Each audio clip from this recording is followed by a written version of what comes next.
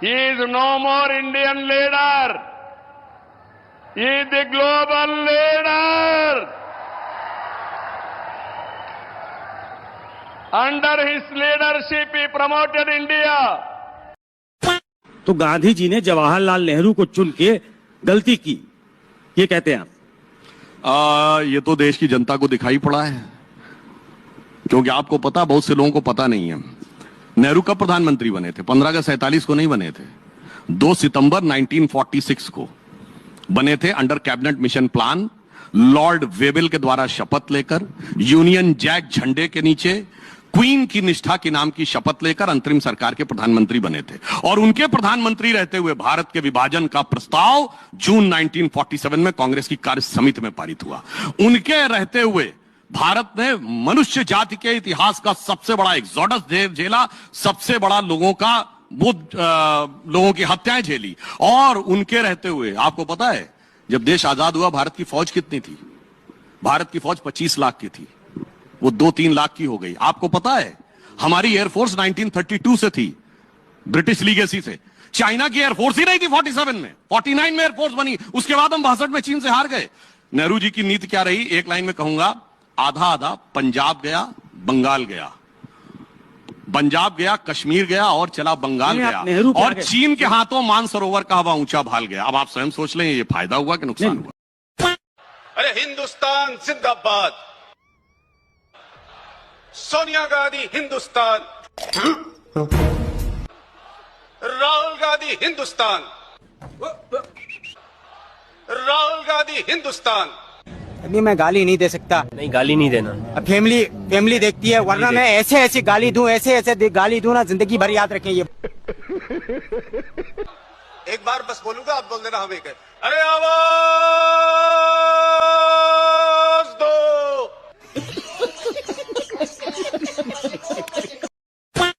15 जून 1986 को गांधी जी ने जो कुछ कहा था, क्या बोला तूने? 15 जून 1986 को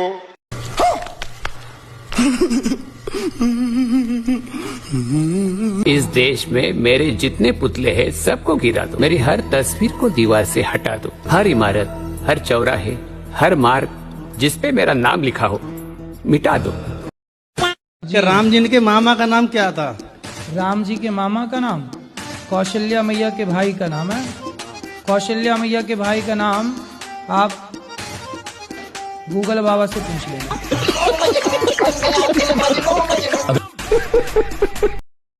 इंदिरा गांधी जी ने गाय का बछड़ा हटा के हाथ का कटा पंजा लगाया। आपको ध्यान, इतिहास तो देख लो, आपको ध्यान में आएगा। आज तक ये चुनाव चिन्ह जो लाए ना, ये हाथ का कटा पंजा अगर कोई लाए तो इंदिरा गांधी जी लाई। कटा पंजा? हाँ, ये पंजा, और क्या हाथ का पंजा उनका चुनाव चिन्ह, और क्या है?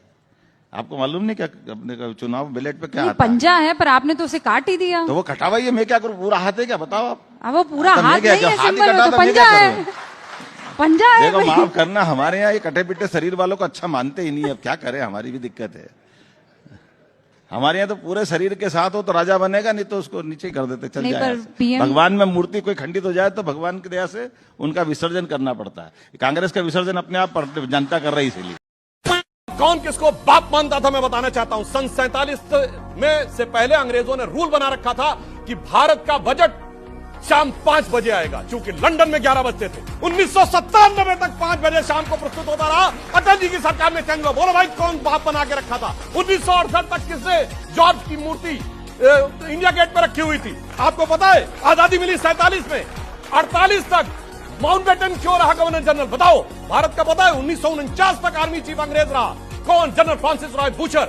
आपको पता है कि भारत का एयरफोर्स चीफ 1954 तक रहा, गेराल्ड गिब्स। आपको पता है कि भारत का नेवी चीफ 1958 तक रहा, स्टीफन कार्लाइल। भाई साहब, बाप बना। और आपको पता है 1977 तक भारत के सारे एग्जाम सेंट्रल गवर्नमेंट के सिर्फ और सिर्फ इंग्लिश में होते थे। किसने बाप बना के रखा हुआ था? मैं जवाब देना चाहता हूं। देखिए, राजा दशरथ जी चक्रवर्ती राजा थे जी, तो शब्दवेदी बाण चलाते थे। ठीक है। शब्दवेदी बाण चलाने पे जब श्रवण कुमार जल भरने गया था तो आवाज खड़ा की गई थी। ठीक है। तो बाण सीने में कैसे लग गया? इसकी भी एक कथा है। कथा ये है, अब ये कथा महाराज जी कहाँ लिखी है ये तो मैं नहीं जानता।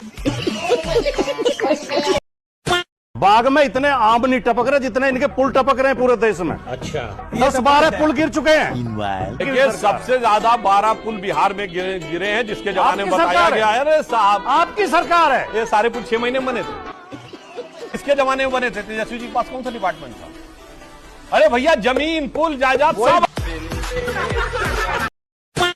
ये भी तो यात्रा कर रहे हैं हर जगह। हाँ? इनको कितना 2024 में भी चुनाव हुआ, 270 से 240 आ गए, इनको कितना फायदा मिला? इनको पूछो ना भाई। अरे यात्रा की बात किनसे कर रहे हैं पत्रकार महोदय आप? यात्रा तो हरियाणा में भी हुई थी, यात्रा तो दिल्ली में भी हुआ था। जहां गठबंधन नहीं चला और जलेबी की फैक्ट्री लगाने लगे, उनसे आप सरकार बनाने की उम्मीद करते हैं? पिछले 3 विधानसभा में 30 सीट नहीं लाने वाले लोग और लोकसभा में तो पूछिए ही नहीं, 0/सन्नाटा रहने वाले लोग आज सत्ता में आने की बात करते हैं। बिहार के अंदर लगातार मेडिकल कॉलेज बन रहे हैं, अस्पताल बन रहा है। नाम भी गिनना चाहोगे तो मैं वो भी गिनवा दूंगा। आपके तरफ पप्पू के हॉस्पिटल से नहीं पढ़ के आएंगे, एकदम डॉक्टर है। अरे ये मेरा इलाका है भागलपुर और पूर्णिया। पूर्णिया में नया पूर्णिया मेडिकल कॉलेज बना है, जा करके देख लीजिए डॉक्टर। जाइए, बढ़िया बड़े बड़े लोगों का इलाज हो रहा है, जाके आप अपना भी इलाज करवा लीजिए। साथ में अगर मौका मिले तो राहुल गांधी का भी इलाज करवा दीजिए, क्योंकि मानसिक संतुलन उनका भी चौपट है। देखिए जैसे अभी कोई कह रहा था यमुना साफ नहीं की, मैंने 2025 तक का टाइम मांगा है। 25 तक ना करूं तो मेरे को वोट मत देना।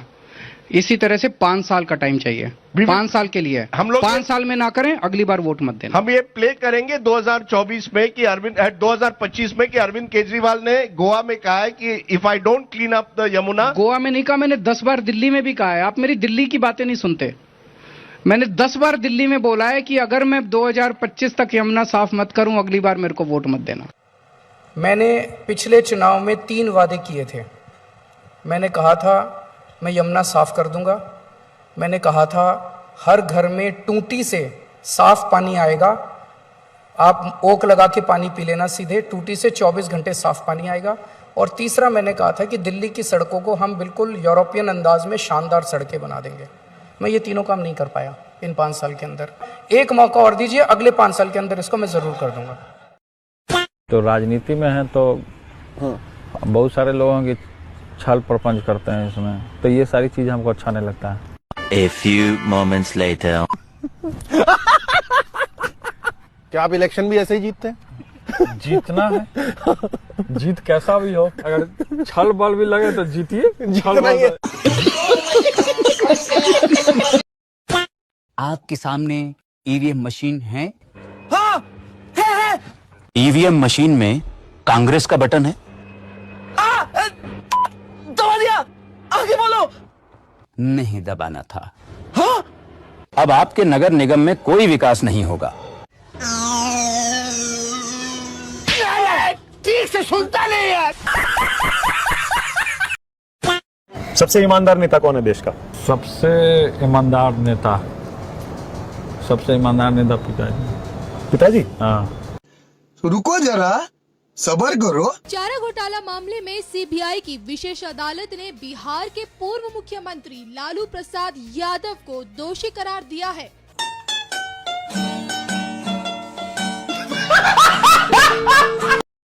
आप लोग चाहते हो कि नहीं चाहते कि तेजस्वी यादव बिहार का मुख्यमंत्री बने? मुख्यमंत्री जैसे जनता बनाती है ना। हाँ, सही बात तो नहीं बनाते हैं। अब जनता हमको चुन लेगी, मुख्यमंत्री बना देगी, तो इसमें मेरी क्या गलती है? सही बात है। हम तो इसमें नहीं कुछ कर सकते ना।